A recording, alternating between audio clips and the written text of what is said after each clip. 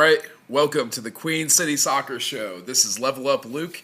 I am joined by my co-host Cole Godfrey. Cole, what an exciting day. We have breaking news of several different stripes going on. We got a few games to talk about. What's new in your neck of the woods, my friend? Just honestly working like a dog, and enjoying some Europa League. My Atalanta are off to the Europa League final to play the Okay. Red Hot Fire Leverkusen. So Oh yeah, really the excited undefeated. about Atalanta. Their first ever European Cup final. So that was really cool to see today. Yeah, we've had soccer all around us. UEFA Champions League. We've had the Open Cup this week. We had Charlotte FC obviously taking down the Timbers this past weekend. Charlotte FC actually has two games this upcoming, or from the time we record right now. We have a game Saturday and Wednesday. But yeah, there's been some breaking news on two fronts for Charlotte FC, and we'll start with the overwhelming positive here, and that is that Kerwin Vargas has signed a new contract for Charlotte FC today, and that contract is he is with the club through 2027, and he has a club option, or there's a club option for 2028. Vargas quoted saying, "I am really happy to be staying with Charlotte FC. I think that is a great organization and club to be with, and I am extremely happy to be here and for what's to come." End quote. So yeah, man, I'm extremely excited about the Enzo. Oh, little slip there, but I'm really excited for the Kerwin news and having him here. I think he's a huge part of this team. He's one of the, if not the best, but he's one of the better players on this team. So I think that's a really positive sign for Charlotte FC. What you think about that? Yeah, absolutely. I was in the press conference today, and Dean shared with us that Kerwin's family has been trying to get a green card for the last 7 or 8 weeks. Everybody has been frustrated by the delays, but especially Kerwin. He wanted his wife and his kid to be with him. Kerwin had those struggles early on, that missed PK, and then a few games goalless. But that's starting to turn around. He's showing, a really good run of form right now, and his family is now back with him here in Charlotte. So that's some great news. And then today he gets the contract extension. You'll love to see it. The team put out an amazing social video of like one of those bloopers of some snowboarder getting hit and flipping over, and that turns into Kerwin doing his backflip. And dude, I watched that about 10 times in a row. What a cool video. Our social media team is on fire. They're killing it. And I think the biggest news of the day, what everybody's talking about, is the re-signing of Kerwin Vargas. I don't think there's anything else going on. So I think that's the end of the conversation, right? You would think for just a normal Thursday. Let me wait. Let me take a big drink, a big mouthful of my beer, and then I'll let you continue. Yeah. Are you ready now? I'm ready. All right, cool. Yeah. So obviously that's great news on the Kerwin front. We do have probably the biggest news in MLS as a whole today, and that is that Charlotte FC's designated player number 9, ENZO, who is there. There has been a ton of criticism.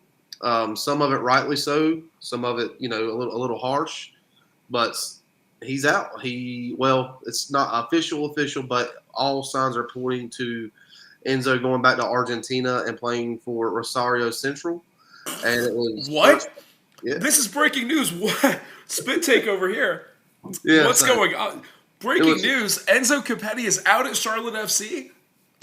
That's the word on the street, according to Claudio Bonis, who first reported on this this morning. I don't know what time it was, but it was earlier today, and yeah, it seems like it's a club decision, not an ENZO decision, because ENZO was seen at the Charlotte airport today welcoming family into town, and moments after that is when this news broke. And he's obviously, Dean touched on it in the press conference today, which you can talk more about because you were there. But he's not going to be in the 20 for this weekend, and it does look like ENZO is on his way out of Charlotte. Yeah, it does, and that's basically what's going on. Dean was, I think, harsh but fair in the press conference. I posted, it was the most memorable quote for me, so I had to try to transcribe it in real time. Yeah, have I gotten the most out of him? Questionable. He's only scored once in, what is it, 11 games? And then he went on to say, we need more production. So Dean was harsh but fair. Enzo has struggled at times last year and this year. And, there's a lot of supporters, a lot of fans of his.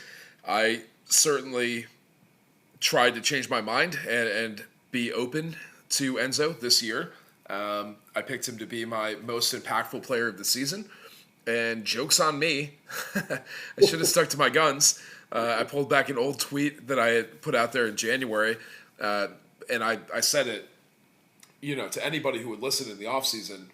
My fervent desire was for us to drop all three of our DPs and just refresh, trade up, get some new guys in, some new signees.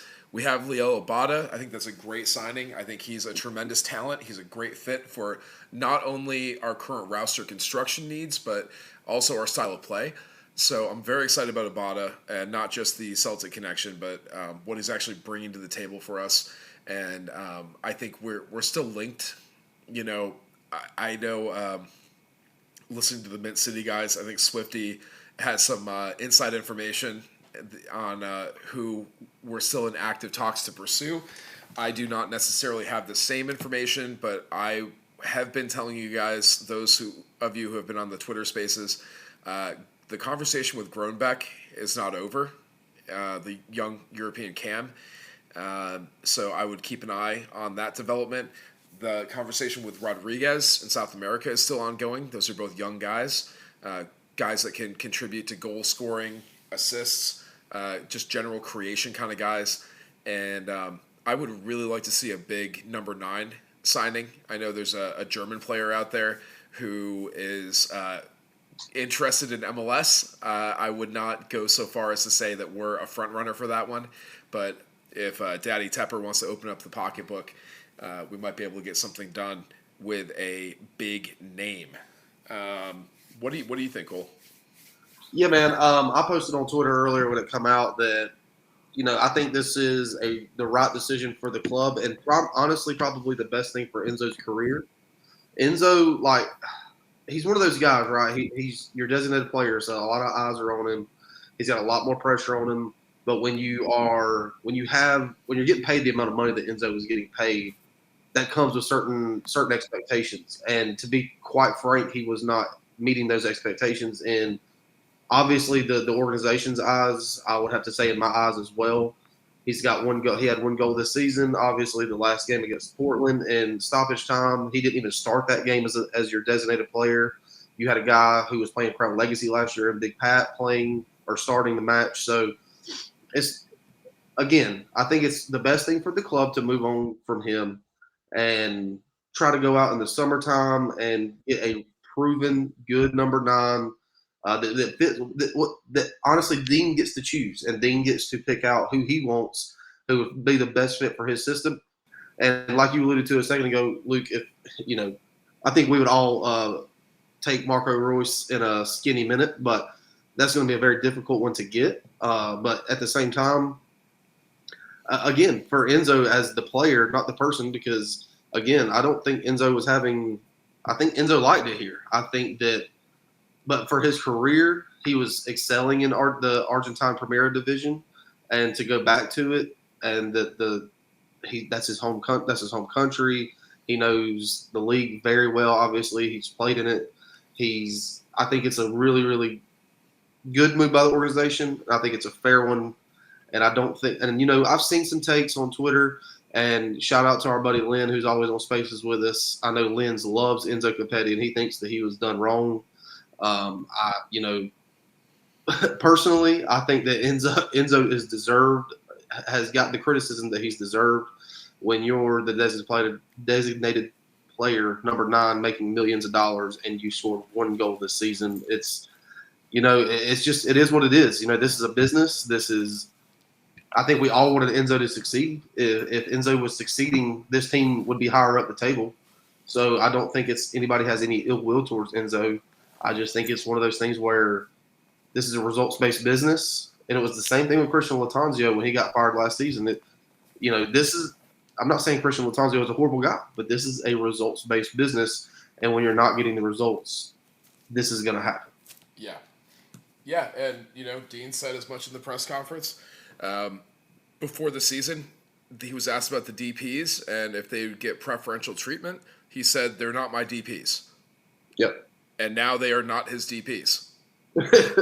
They are not no more. Quite frankly. It is what it is. Like you said, it's a business. This is a team. It's a family-like environment. I really, I'm harsh on Enzo at times. And like you said, I feel like it's deserved. But I want to give him credit, too. I think he really put in the effort. I think he put in the work in training. A lot of people close to the organization have told me that he is a competitor. He's a guy who's working hard and really going out there and giving it his all. So, you love to see that. I think he changed his attitude. I think he was greatly improved from a locker room perspective this year. Dean said in the press conference, is he always easy to be around? No, he's emotional, but that's to be expected. Athletes, pro soccer players are emotional people, and he wouldn't really want them if they weren't. So, it's the good and the bad of having that kind of striker number 9. I do want to give a quick shout out to the folks that are joining us. We're holding this emergency live episode on Twitter Spaces. Once we get through our recap of the games to come, I think we're going to open it up to questions and thoughts on the news of the week. So hang out with us. That should be in about 10-15 minutes here. We can open it up to questions, comments, concerns. You guys can jump in and share your thoughts, but we are recording a live episode right now. So I do want to take us back to Saturday when we hosted the Portland Timbers. And Cole, I believe you were watching that one on the broadcast, right? Yeah, that's correct. I was actually not up in Charlotte for this match. I was at the house watching, so I had a very different view of the game. So it was, honestly, just starting with the lineup. I mean, I think it kind of goes hand in hand with what we're talking about as far as Enzo. When you have Big Pat starting over your designated player number 9, it's that's not a good look. Obviously, Kerwin Vargas was out this match with yellow card accumulation, and Leo Labata obviously was hurt, and it was announced today by Coach Smith that he won't be back probably until the Red Bulls match. So you had Brett and Yuri Tavares starting on your wings. You had Jabril Gianni getting another start beside Ashley Westwood. And then Nikola Pekovic getting the start in midfield with the same back line that we're used to seeing, Vernon, Melanda, Privet, and Euronin. And, yeah, man, I'll be completely honest with you. From my perspective, it looked like Charlotte pretty much dominated this match from start to finish. I mean, they controlled this game. I'll rewatch the match, and there was probably 2 real chances that Portland had. Other than that, Portland was really, really poor in my opinion. That they've been in a bad run of form here recently, and yeah, I mean, so we'll just kind of jump into the first half, and there, like I said, it really wasn't much going on in the first half. Charlotte did have some good looks. Obviously, Nikola Pekovic gets. He gets a really, really good look in the first half, and he gets a one-on-one with the keeper and just skies it. And that was been the theme of the season for Charlotte FC. And luckily he does make up for it in the second half. And but in the 45th minute, in stoppage time, you had Yuri Tavares go down in the box, and it was originally called a penalty on the field. I tweeted out at the time, if that's a penalty, it's a very soft penalty. Ended up going to VAR, no penalty, and Yuri Tavares gets a yellow card for simulation. What were your thoughts on the first half? Yeah, I mean, I think you covered it pretty well. I did not have much of a problem with the officiating until the very end. I thought the ref was calling a pretty good game, honestly, from where I was sitting in the stands. I thought he had pretty good control of the match. That penalty that was taken back, that looked like a clear and obvious penalty from where I was. I did not see any indication, both live and on the replays on the scoreboard, that it was anything except a penalty. I did see that he was awarded a yellow for simulation, and even from the replays I've seen, I don't see simulation there.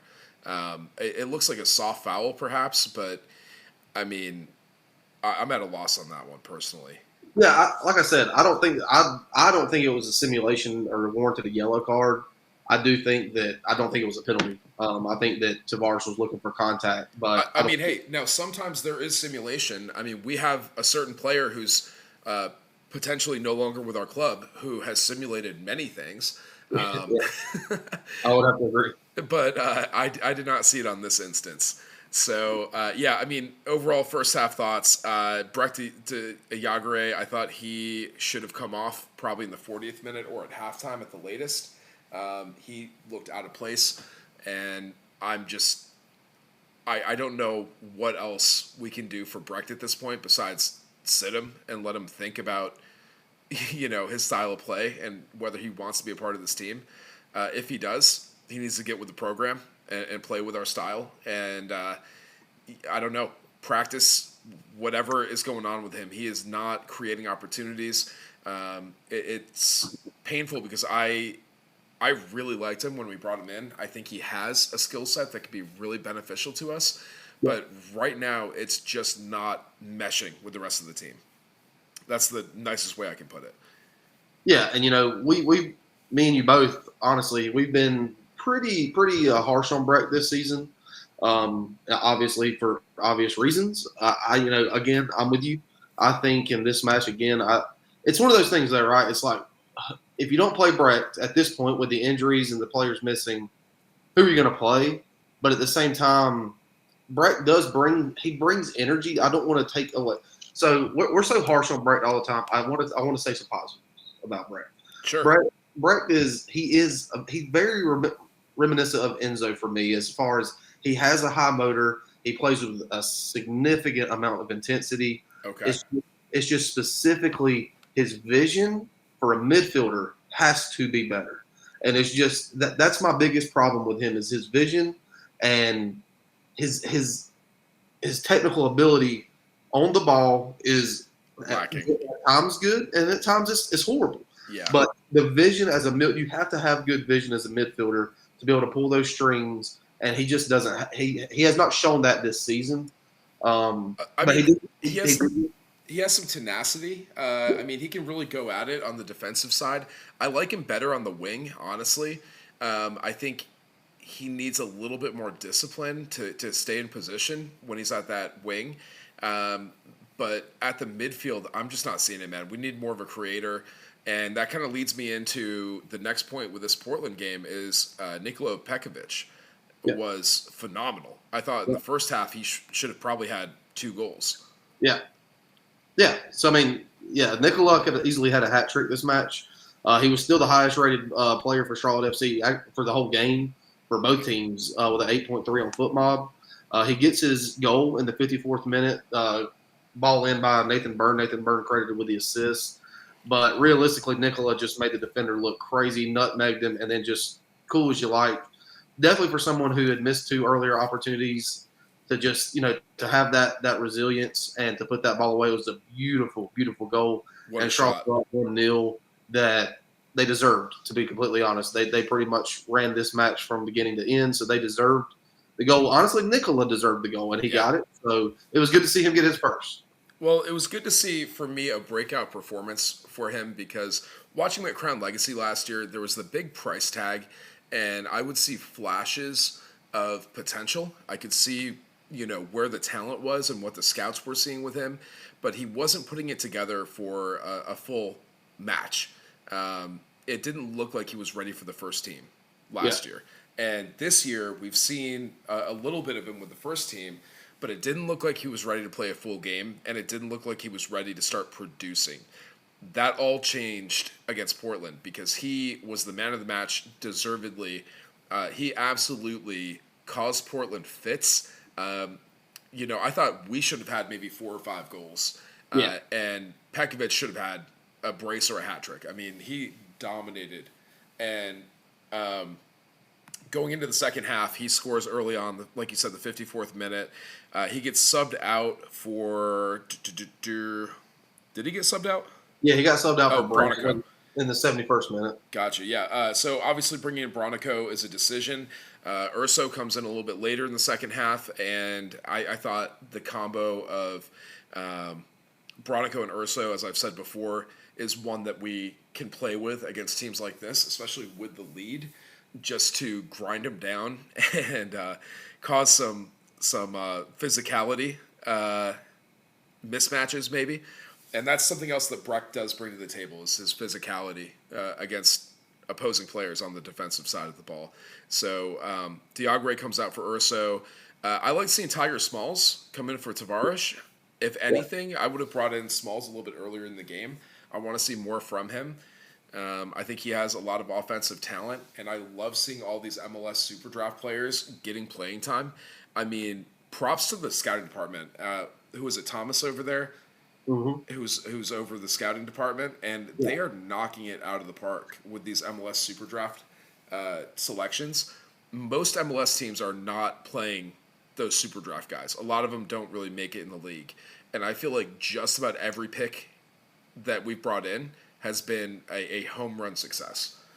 So, love to see it. And we get another goal late in the game from our dear friend Enzo Capetti.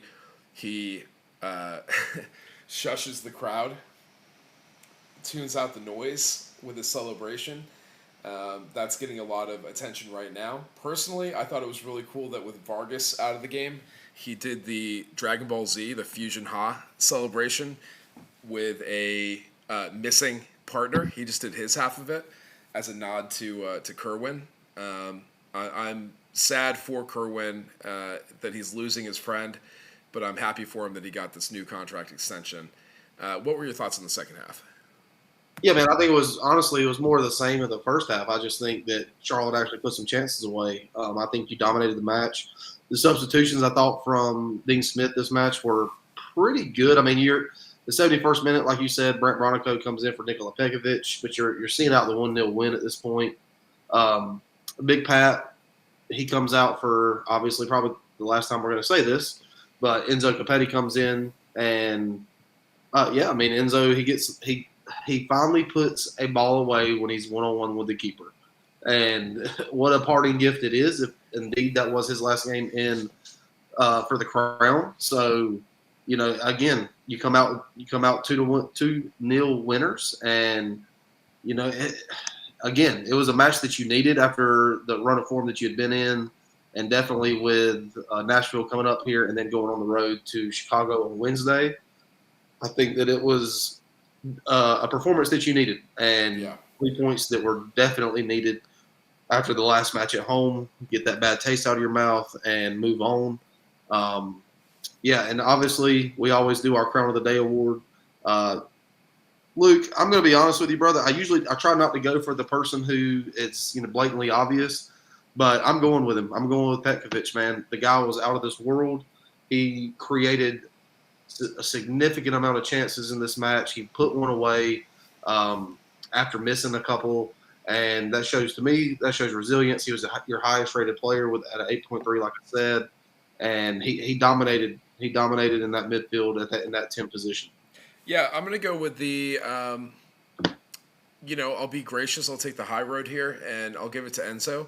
I thought he showed a lot of resilience.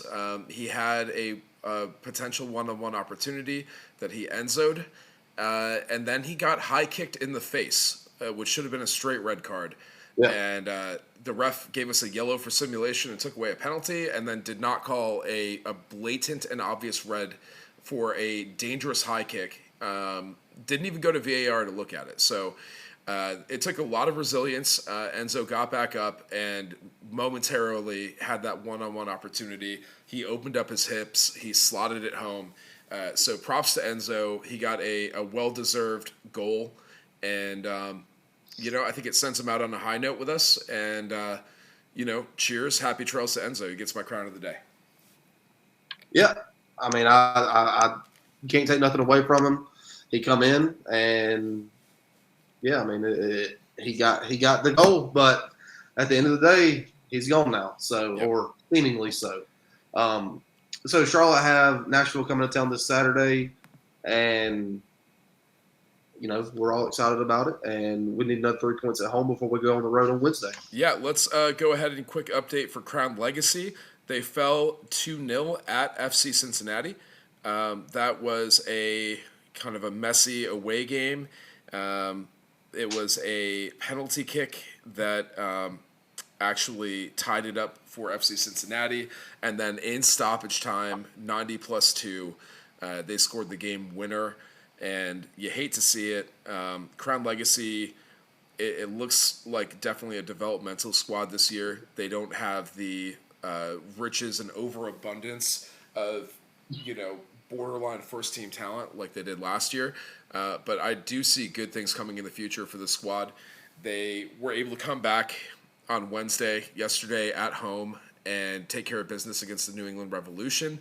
That was another messy game. Both teams had red cards. So they finished with 10 men each. Crown Legacy gets the win 2-0, and they really, they could have had 2-1. They could have had 3-1, but they did miss a penalty late in the game. I was too exhausted from my travels to make it to that one in Matthews, because I had just gotten back from Atlanta, where I saw our Charlotte Independence crash out of the U.S. Open Cup against the Atlanta United of Major League Soccer. So shout out to the Mech Reserves. David and Reap both came down with me. We have a Carolina Reaper interview and Superfan episode coming up soon, and we talk a little bit about that game. We talk about his super fandom. He actually rode down with me, and he was my road trip partner for that one. Our old friend Daniel Rios got the last goal for Atlanta United. They played at Kennesaw State, which is where Atlanta United 2 plays their games. The place was a library, or as Reaper says, a morgue, because their fans were silent. I mean, the 6 of us for Charlotte Independence were making as much noise as the rest of the Atlanta fans were. It was absolutely embarrassing. I will never forget how Atlanta United did not show up or cheer on their team until they'd already scored a goal or two late in the game. They finally started picking up and got a little bit of energy. But, I mean, I think Atlanta United fans are in shambles right now. I cannot wait until Charlotte FC travels down to Mercedes-Benz, because I think we can take over that stadium again like we did last year. Great road trip. It was great to see the boys down there. We got to meet the team after the game, hang out with our good friends down there. They got to hold their head up high. The Jägermeister Cup continues this coming weekend. We have a soccer doubleheader in Charlotte as the Charlotte Independents host Forward Madison at 1 p.m. Then you can hop on the Gold Line, do a pub crawl with us in the Mech Reserves, and come out to Charlotte FC hosting Nashville. And that will be a very fun day of soccer. Cole, what else you got going on in the world of the beautiful game in the Carolinas here? Yeah, so the Triumph will be playing this Saturday at home against Tormenta in the Jägermeister Cup. So very excited about that. Honestly, like I said earlier, my son has some evaluations coming up Saturday, which is very odd to say at 10 years old, but he does have an evaluation Saturday with Celtic Football Club from Scotland, which I'm extremely proud of him and excited about. So therefore, I will not be up in Charlotte because I will be with him. But we are going to try our best to make it out to the Triumph Jägermeister Cup match and see if they can get 3 points against Tormenta, which they've already played Tormenta once this season and took them down. So yeah, I'm probably more than likely going to be in Greenville for that one Saturday and be watching the Charlotte FC match on the phone.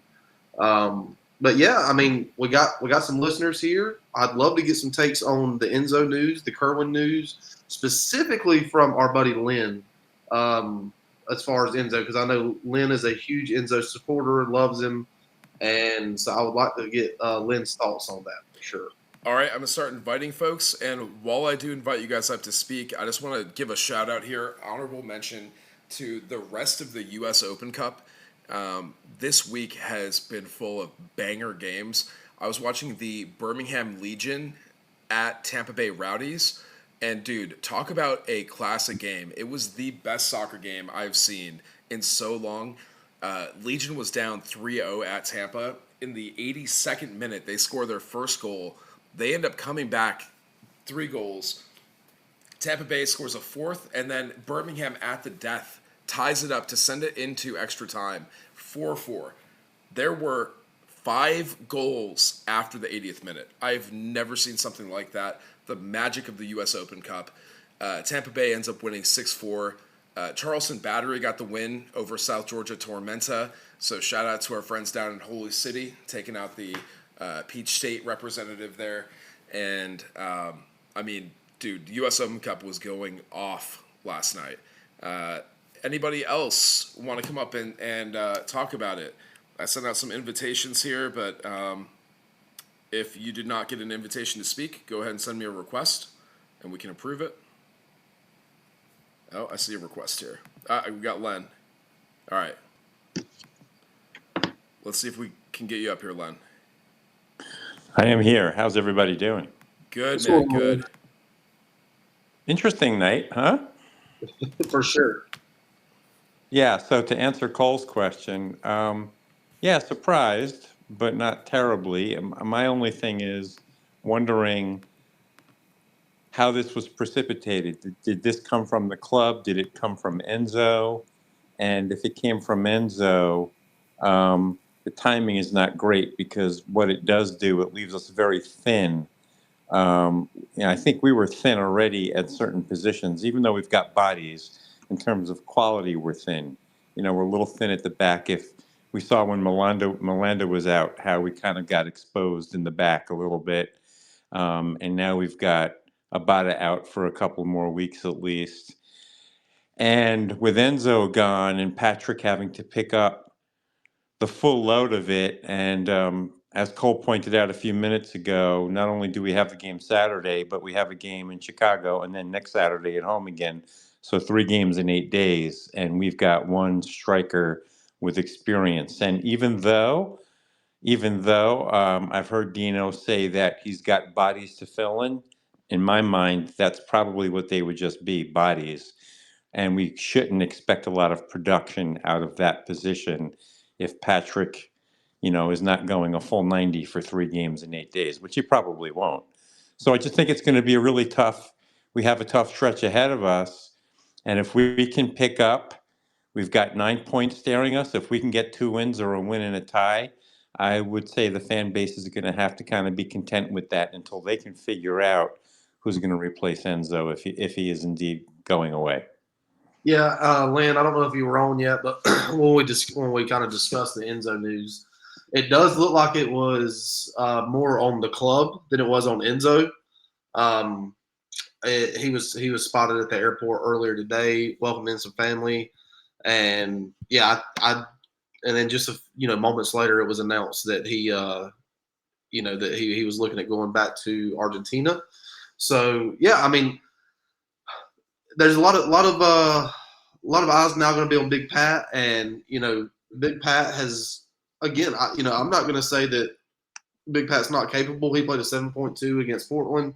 He's got 2 goals on the season, which is not a ton, but it's more than Enzo had, and but I'm with you, Lynn. As far as I share your concern, we do have 3 matches coming up in 8 days, and I know Dean obviously said that Nicola can play up front, that Tiger Smalls can play up front, and I'm not doubting that in any way. But I'm going to be intrigued to see how this plays out, and not to mention just who are we going to bring in? Are we this summer? Are we going to bring in? Are we going to empty the pocketbook? Is David Tepper going to open up the pocketbook and go after a huge name like a Marco Royce, or are we going to go after a younger player, which we have seen to do, Zorn likes to do. But I do like the fact that Dean will have his say-so on who they bring in to fit his system. Yeah, and I'm not against that, Cole, unless things were that bad in the locker room, which we don't know, and it's possible. Right. And, it's one of those things where, again, this is all speculation at this moment. Enzo technically still hasn't left. He's not going to be on the 20-man roster this weekend, but, I think that you would like to think that this front office has someone already in mind since they're pulling the trigger like this. that they can go and they have, ready to go as soon as the transfer window opens this summer for Leagues Cup and to see out the second half of this season. So I would like to think that our front office didn't just pull the trigger with no replacements or no people in mind. I think they probably have someone they're targeting. Yeah, that makes sense. My only thought still goes on. All right, we've got probably 8, 9, or 10 league games between now and the transfer window, Yeah. and that's good. And that might mean that the results aren't going to be what the expectations are. So I think from the fan base perspective, we're going to have to be very understanding. And I'm not saying write the year off, but I'm saying expectations might have to be lowered across the fan base if they're going to be realistic. Yeah, I mean, I think it is a boon that we had a much better start this year than we have in the past. I think we're starting from a better position than certainly Inter Miami was last year when they acquired their super team. So anything's possible. If we get some good replacement players in the summer window, I think we still have plenty of time to turn things around. If we do go into a little bit of a slide, I would love to see Tiger Smalls get some more playing time. I did a little bit of research on him, and he comes from a very interesting family. His siblings are named Magical and who was the other one? It's Tiger, Magical, and oh my goodness, I'm totally blanking. I had it right before I started talking. But they all have like really cool names. So I want to learn more about Tiger Smalls, learn more about his family. He's from the UK, and we had Cambridge score a brace against Chicago Fire, so we're going to need to find some scoring somewhere. Cambridge is coming back. Ben Bender's coming back. Let's see if some of our young guys can step up and replace some of this production. I mean, what are they replacing, really? Enzo had 1 goal. But, Vargas, Abada is curious to me. He's out, for a solid month. Shout out to the Queen's Pitch for giving us that scoop on the Twitter Spaces after the Portland game. But hey, look, I've got a shout out for Dean Smith if he ever heard this podcast and a God, I hope suggestion. not. Here you go. So I am a Leicester City follower. I have been since 2014 when they signed Jamie Vardy, who was playing, I don't know, in like some seventh level UK no-name team, and he basically led Leicester City to the Premier League Championship, which was one of the biggest. It's sort of like tops the Jets beating the Colts in Super Bowl III. From and now I'm showing my age there, but it was like this huge upset because they ran the table that year on a team that nobody expected. They had a fight to stay up in the Premier League the year before, and Jimmy Vardy led the league in goals, I think, that year. And they just got promotion with him back to the Premier League, and he's 37 years old. But the dude might be out of contract, and if he is, Dean Smith coached him last year. Hey, let's bring him over for the rest of the year. That dude can still score a lot of goals in MLS. He's got speed. He's got savvy. So, Dean, if you're listening to this, go get Jamie Vardy for the rest of the year. I will make sure to ask him about Jamie Vardy next time I run into Dean. Today I asked him about his sneaker game. So, maybe equally important. There you go. Yeah, that's true. No, but it's funny because it just came to mind. I was like, oh, they just finished they got promotion back to the Premier League. I think he was out of contract. If he is, hey, why not? Yeah, no, I totally agree because we need some depth. I see that we have the Queen's Pitch here. Is that Bridget? Yes, it's me. Hey, what's up? I would love to hear your thoughts on this Enzo news. Okay, well, let me just tell y'all, our episode is coming out tomorrow, and I favored Enzo last night, so I feel like a total moron today. But it's okay. Yeah, I was like, thanks, Enzo. All I had to do was favor you, and then you decided to leave. I really think that my opinion is it wasn't a team decision. I think this is more of an ENZO. I don't know Yeah. 100.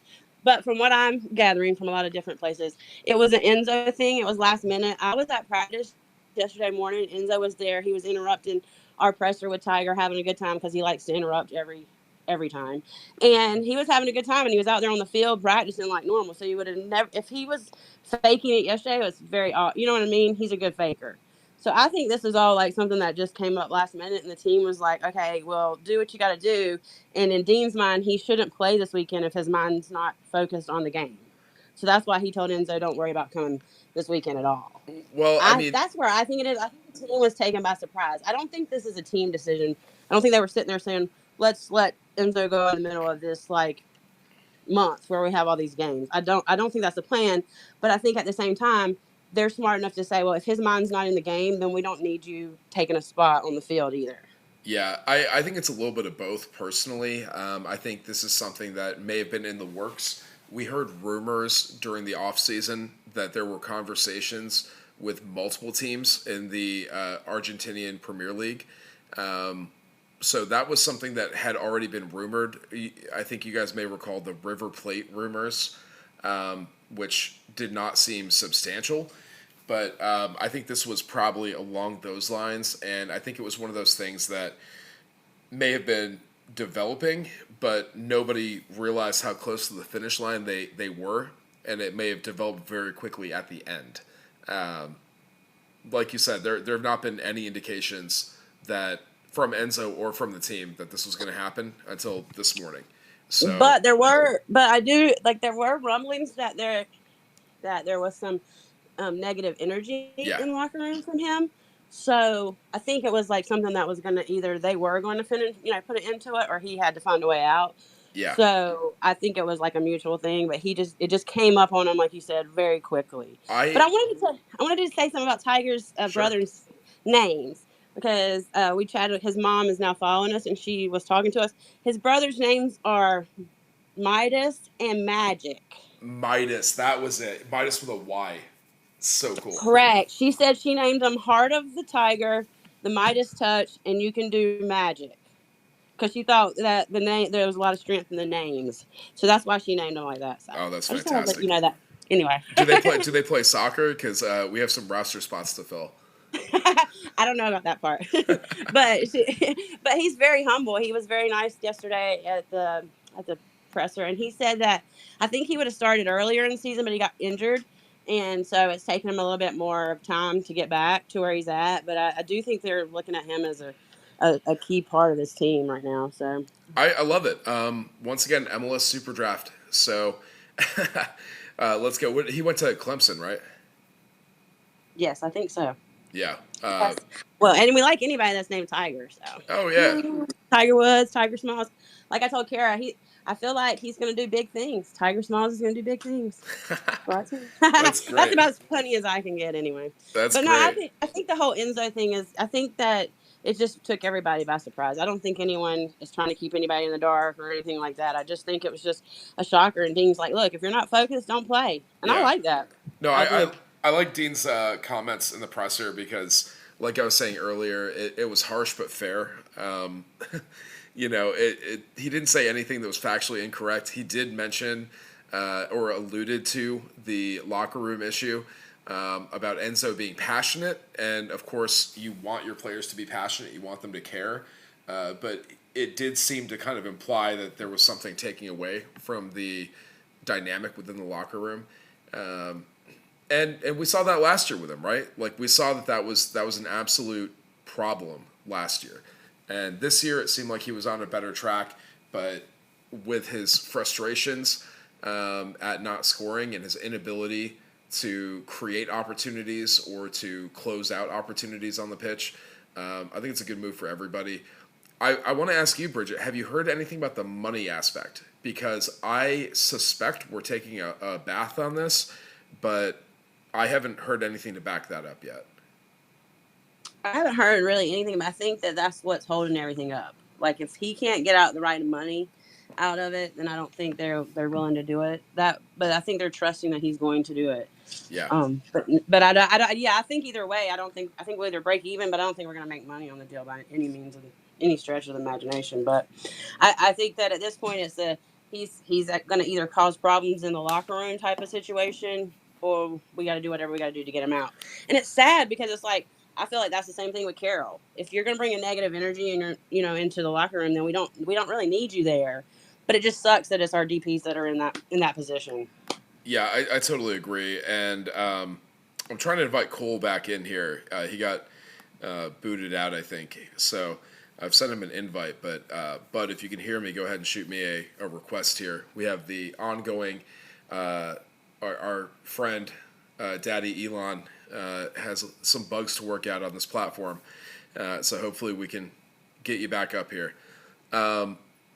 Yeah, I was gonna say too, Bridget, with the whole ENZO thing, a lot of people are saying online, well, hey, now we have an open spot to bring Carroll back. Oh, where's Carroll? No. Gallimore tweeted at him, and Carroll liked his comment about come back to Charlotte. So, Wait, Carroll did? Carroll Swiderski liked it? Yeah. Oh, no. And well, so I'm just stepping in for Danny, who's not here. Yeah. Unfortunately, Danny had a family. His mom passed away this week, so y'all keep him in your prayers. But he will be back Saturday. But in his words, Carroll's not coming back. So let's just get over this and everybody stop it. We don't want him back. He didn't want to be here. No, I completely agree. If you don't agree. want to be here, I don't want you here. We have players like Ashley Westwood that enjoy being here, like Ben Bender that wants to come and play and shoot and score goals. We have people that want to be here and make us win. So why are we putting all our eggs in a basket with these players that don't want to be here? I don't want to support a player that doesn't want to be here for us. And that's just how I feel. Yeah, no. Seeing these fans saying this in the Facebook group and on Discord and in the comments on Twitter, I just want to get out the water bottle and start spraying them. No. Bad dog. No. Stop asking for Carroll. He's gone. Write it off. Hey, but I'll tell you one thing. I don't think that Top Ben will be coming back with the ENZO interview once ENZO leaves. Because ENZO's blocked Top Ben, so that won't happen. Yeah, but, I kind of made a joke about that earlier. Looking for those Top Ben emoji tweets about some new signings coming up. And Len, I think you had a name for this chat season that we have coming up. All these trade rumors. The Sizzling Summer. Sizzling Summer. I like it. I'm down with it, man. We got the Charlotte FC Sizzling Summer. Yeah, it's going to be interesting. I mean, listen, I think I'm sanguine about ENZO leaving. I thought he was misunderstood as a player by a lot of the fans, and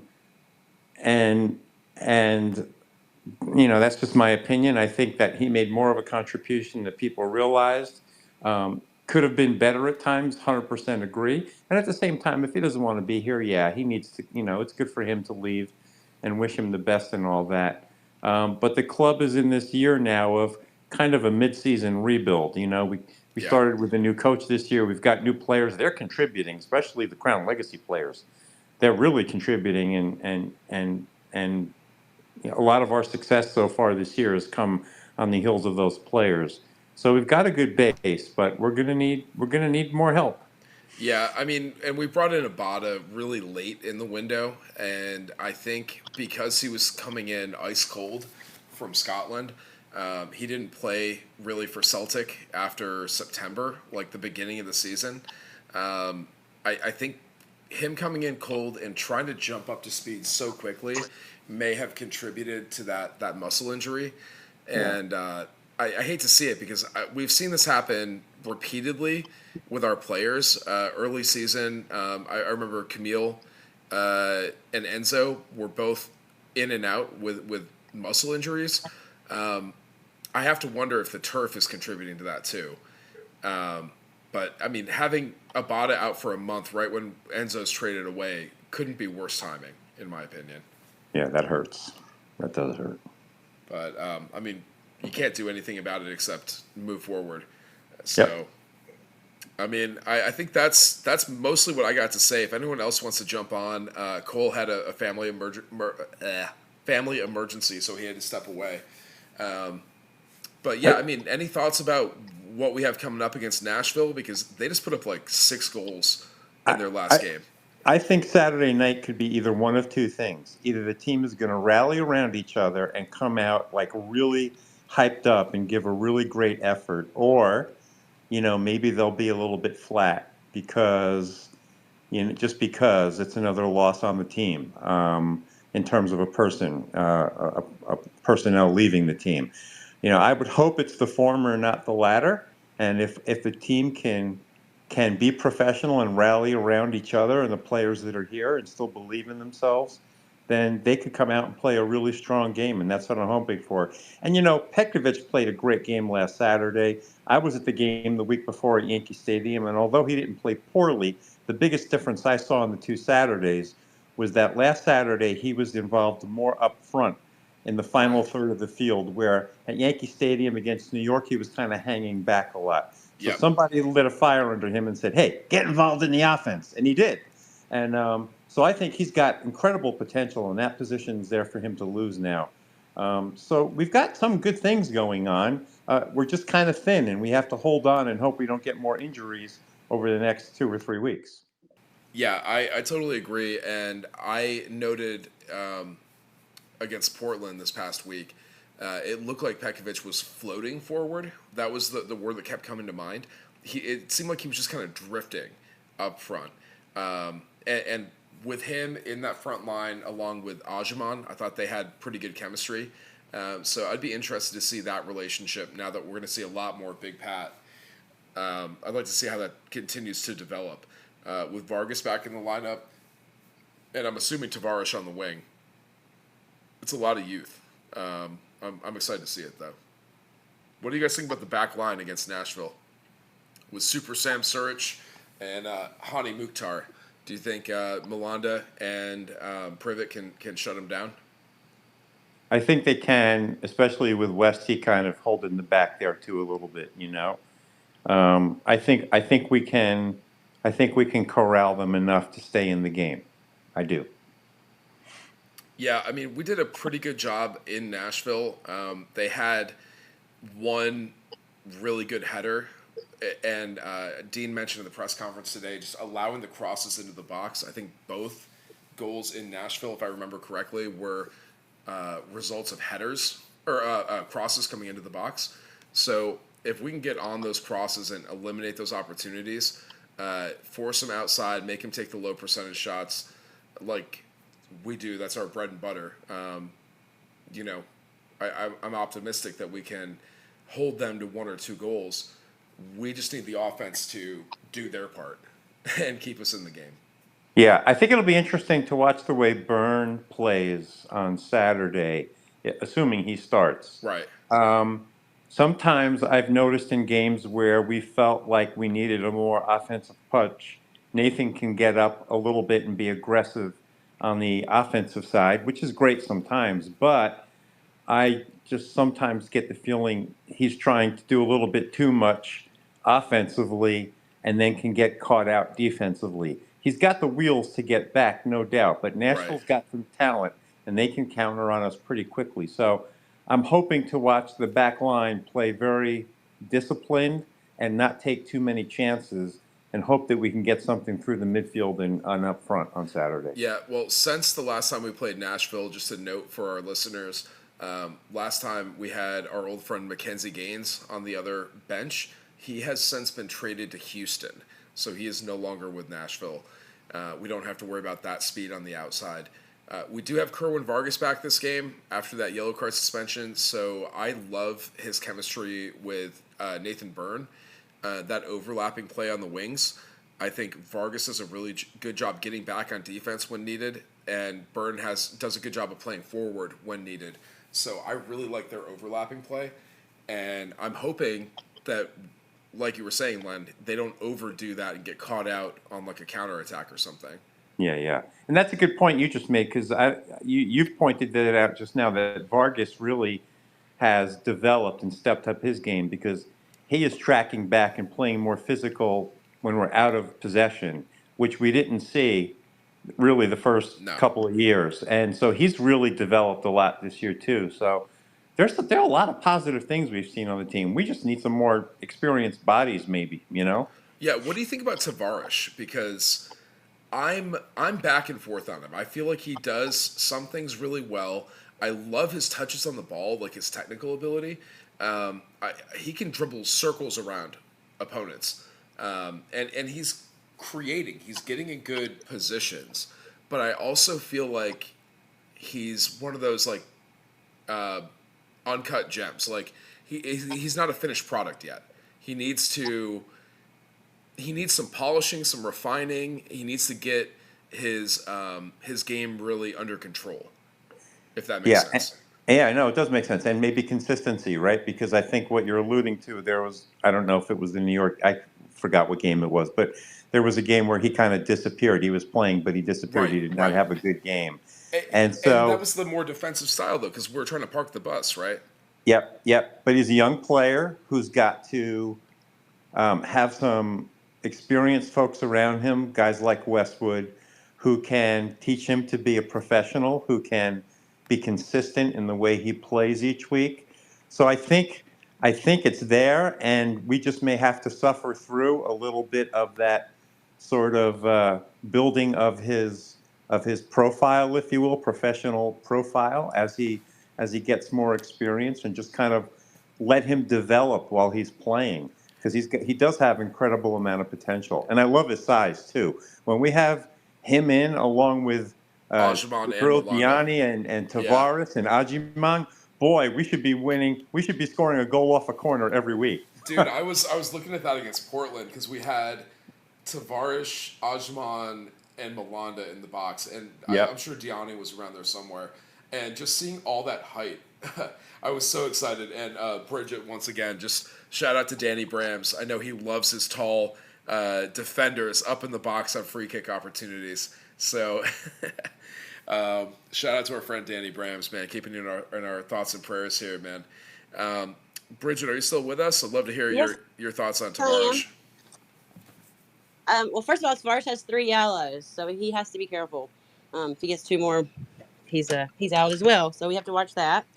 But I think he's still learning. I think he makes some mistakes, but he's doing better. I don't think we can trust him. Like he's not a Kerwin Vargas at this point at all, but he is getting better. I like Tiger better than Tavares, but I'm kind of Really? biased. Yeah, I just think I don't know. I see more. I see that Tiger takes more. I don't know. They both do different things to me. Like I'm glad that they both like to shoot. I just like Tiger style a little bit more than I do Tavares. But Yeah.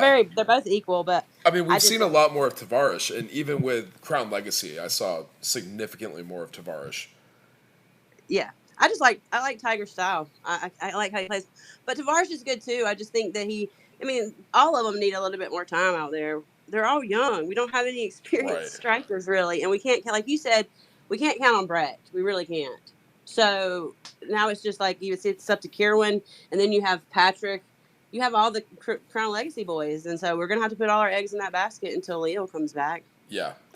Yeah, and I mean, I don't hate the idea of possibly putting Tavares at the 9, and then using Brecht as your winger. Like I said, there's a place for Brecht on the squad for sure, and I like him better on the wing. I think he does have talents. I'm just really hoping that something clicks, that he finds whatever his place ends up being within the team sooner rather than later, because if he doesn't, I mean, we have the summer window, and I know we need depth, but at his salary cap hit, like I don't think you need a depth piece taking up that much of the salary. Same thing with Bill Tuoloma.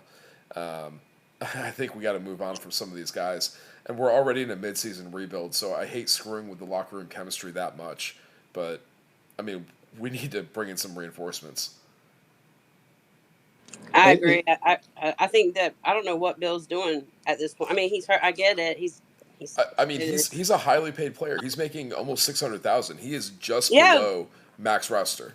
right. Well, Bragg's making like over $1 million, I think. So Yeah, I think that's even more ridiculous. And if you watch Bragg, which I do a lot because he's my fave, but no, I watch him and he gets tired by halftime, and I don't right. understand. I don't know. And he's usually, at least if you've noticed, the last couple of games he's been his. He gets hurt a little bit in the first half, and then he'll limp a little bit, and then he gets tired. So you just like I feel like he can't even do a full 90. And I know we're using him because our field's out. So why are we wasting that much money? on someone that is not, we can't count on. It doesn't make sense to me. I must have missed this. What's the deal with Arfield? I thought he just had a small knock. I think he had like a strain, and then I think last week Dean didn't feel the need to put him in and risk it. Yeah. Is the way he said it after the game. I believe that's Wasn't how he he on the said it. bench though?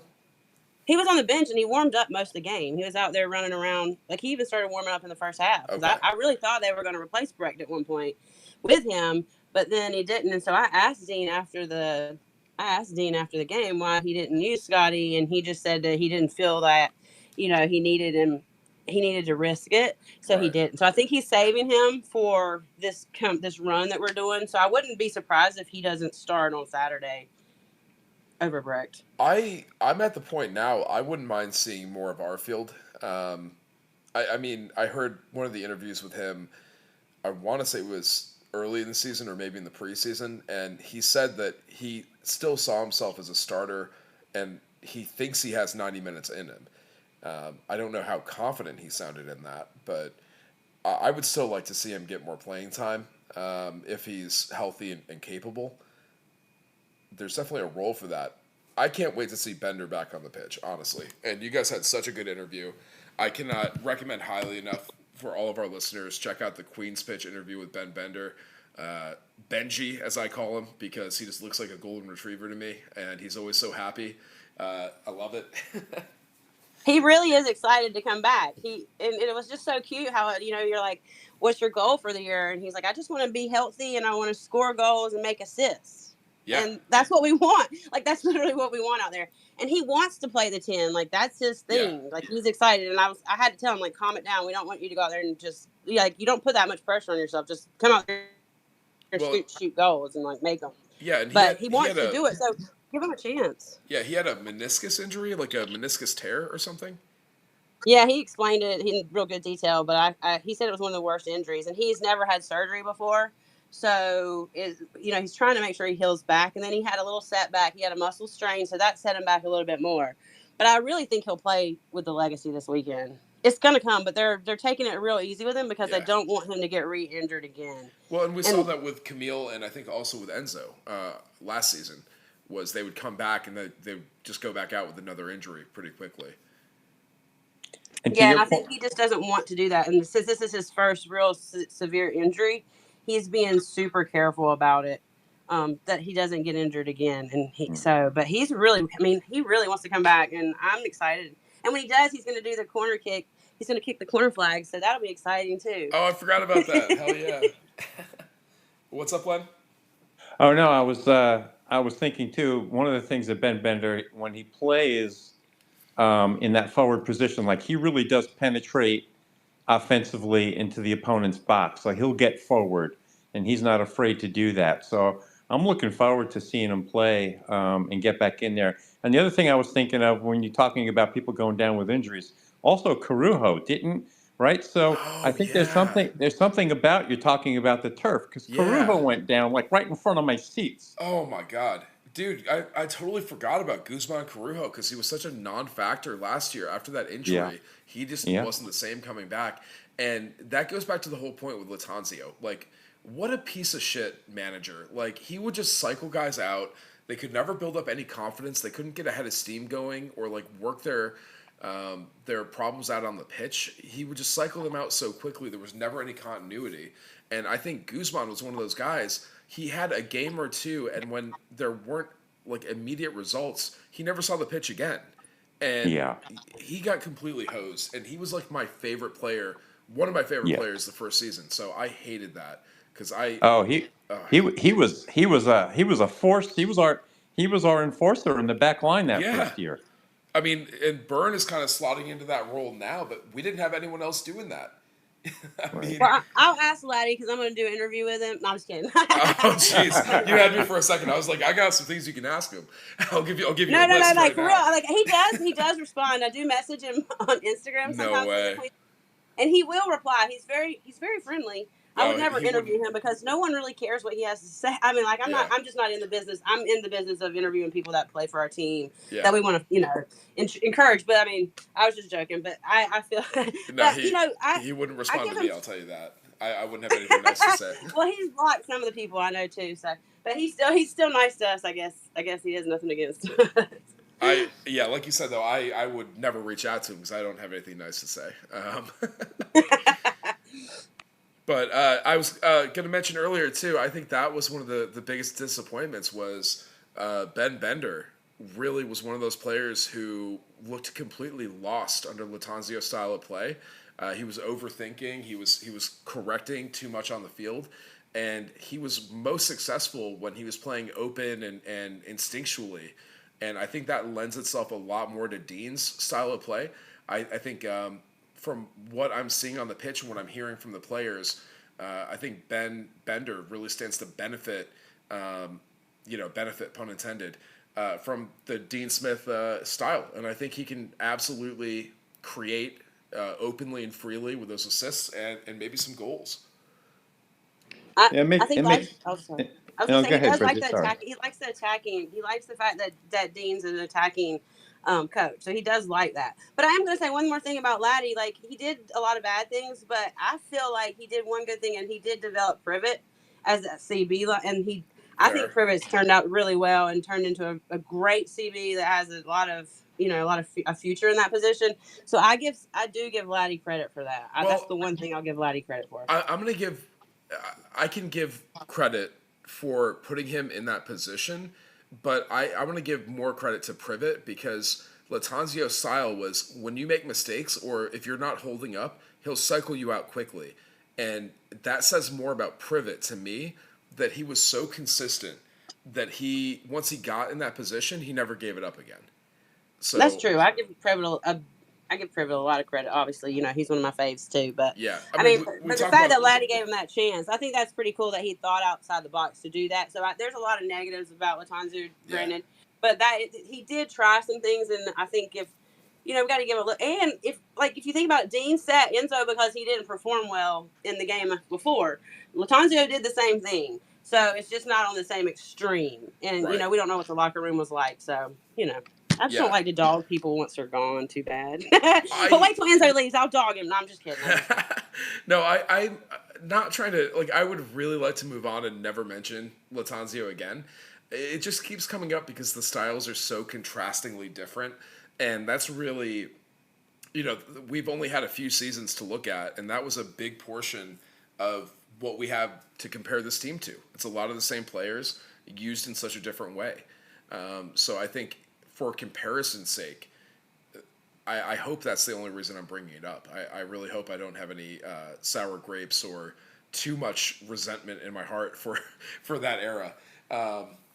Because, we were still supporting the team. We had losing streaks, and we had an undefeated streak at one point. So, there were good times and bad. And with Dean, we're seeing some of the trials and tribulations now.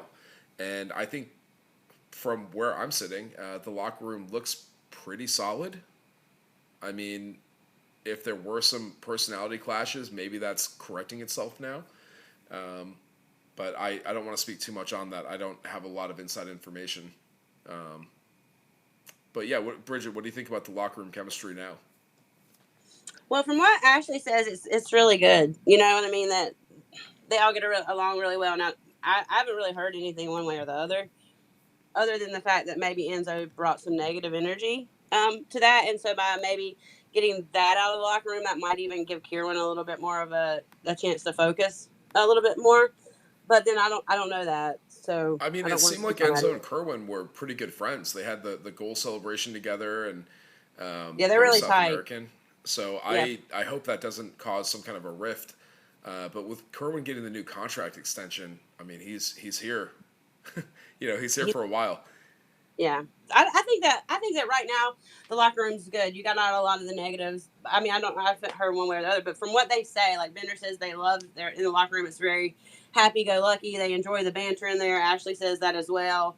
So from the people that I've heard it from, that the locker room has got a good sense, of togetherness, and they're all there together, pulling for each other, behind each other's, got each other's back. And I think that's a little bit different than last year because we had all, you had Walks passing away, and then you had the Shinashiki and the Nuno thing, and then you Oh, had jeez. that you had so many different distractions that came along with it. So last year was just a jumble of everything. Then Latanzo doing this funky style of play, and then it was just a hot mess express. So this year, I think is a little bit more consistency within the team, so that gives them a little bit more of a chance to bond, and they hang out outside of the they do a lot of stuff together, and I think that's one of the things they want them to do is to build each other up and be a team outside of the field as well. That's what Zoran told me. He wants them. They want them to get together and do stuff outside together because that'll make them play better on the field.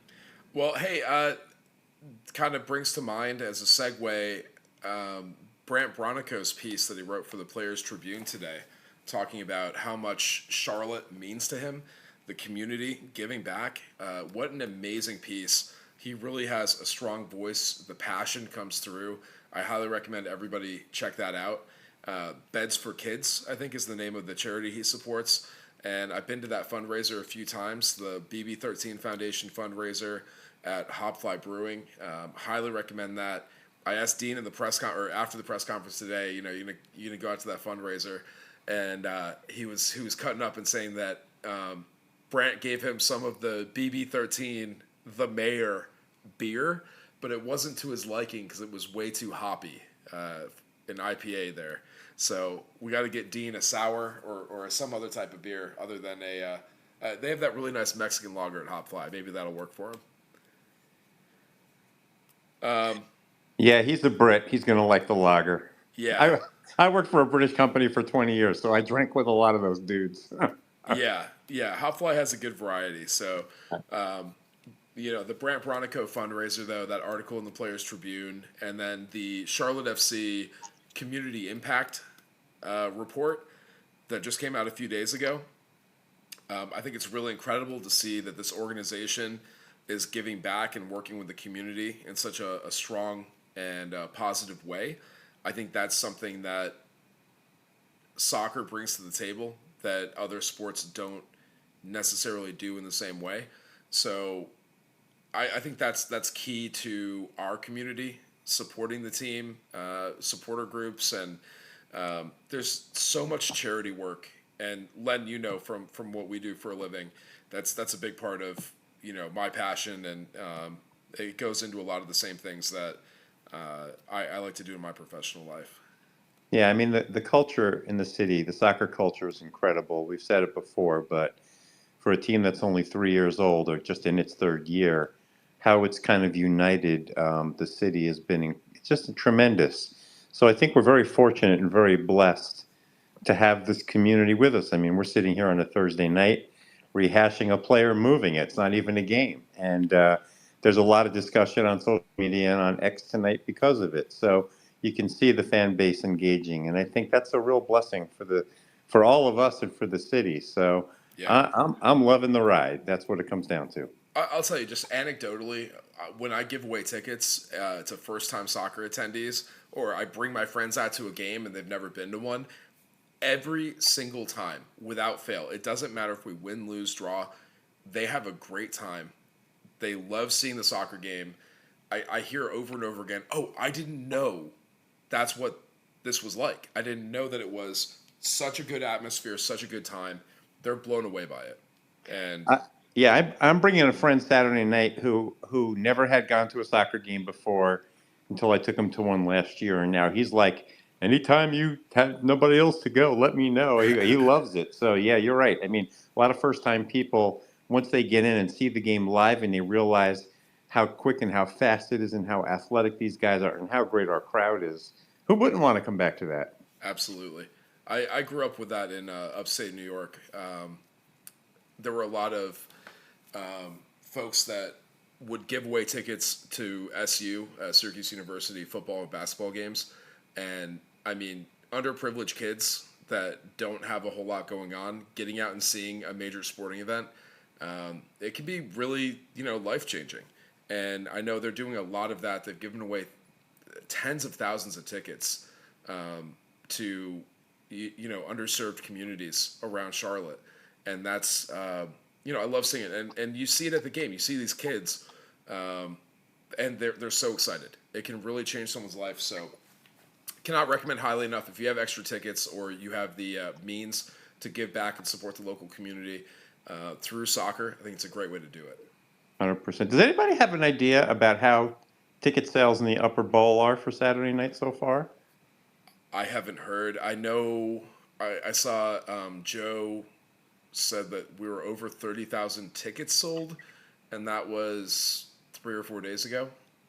Okay. So I think they're shooting for 35, I would imagine. Yeah. That yeah. might be a stretch, though. I think we'll probably end up around 33.5. Okay. That's still a good crowd. Bridget, have you heard anything on that? No, I hadn't heard anything about that, unfortunately. I should ask. Sometimes I'll go into Ticketmaster and just look at the seats that are available. That can give you a hint sometimes. So I'll have to do that tomorrow. Take a look. Yeah, but upper bowl tickets starting at $20 for this game. I mean, Yeah. there's no reason not to go. And I will tell you guys, if you have not been to a Charlotte Independence game yet, they're doing ticket promotions all the time. Giving tickets away for like $4, I think, was the last flash sale I saw. They're playing in the Jägermeister USL 1 tournament on Saturday against Forward Madison, which has one of the coolest kits in American soccer. They are the Flamingos of Forward Madison with a really like hot pink kit. So they're always a fun team to welcome, and they have a surprisingly passionate fan base. So yeah, we're playing them in the Jägermeister Cup, and that's at 1 p.m. Then we're going to do a little pub crawl before the Charlotte FC game. So definitely come out if you can. American Legion Memorial Stadium, where Charlotte Independence plays, is one of the coolest venues in town. It's a much cooler venue than Bank of America Stadium.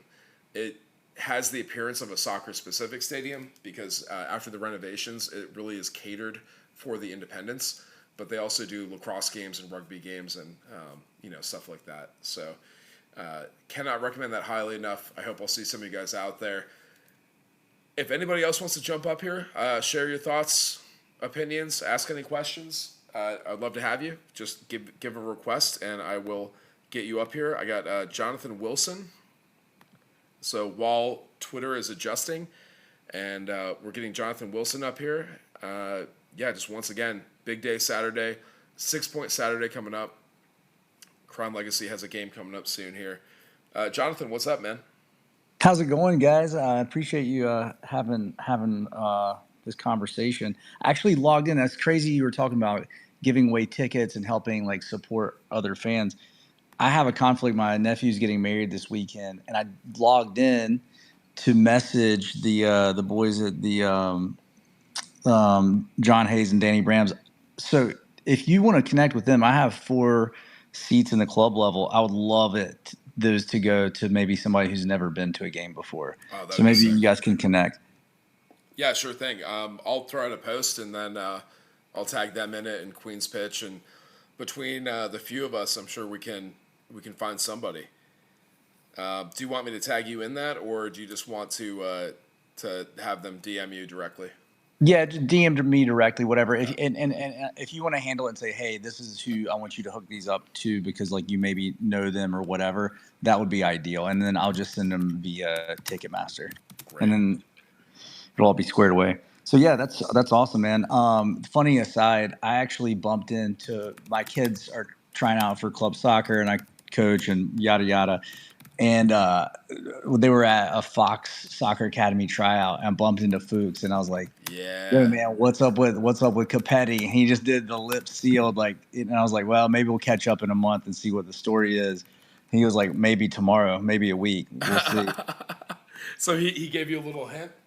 Yeah, I mean, he was like, obviously, I'm sure he's kind of bound to silence for some reason or another. But yeah, it was like there's definitely a subtext there, and I'd love to know what it is. The subtext is Capetti scored 1 goal, and he's our DP9. I mean, enough said, right? Yeah, man. I run into Fuchs at Charlotte Independence games on a pretty regular basis. Him and his wife are great, and the Fuchs Soccer Academy, great shout out. He's always a fun dude, like to just say hey to. He's so friendly all the time.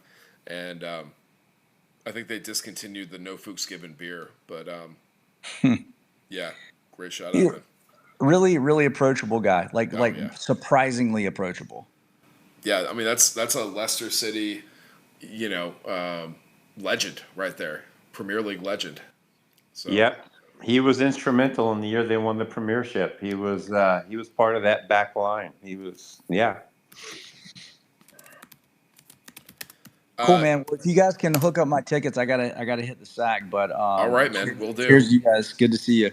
Thanks, Jonathan. Appreciate it, bud. All right, for all our listeners, thank you for participating, joining in. I'm going to call it here. We are clocking in at an hour and 20 minutes. So we got an extra long one for you guys, but I wanted to jump on here, record the episode on Twitter today so we could talk with the community, get some other thoughts and opinions. And, man, what a day. What a day. Vargas getting the contract extension, ENZO, happy trails, and we're in another period of flux for Charlotte FC. I'll see you guys Saturday. Until then, it's For the Crown, up the Jacks, and together we ascend. Let's go. Thanks, Luke.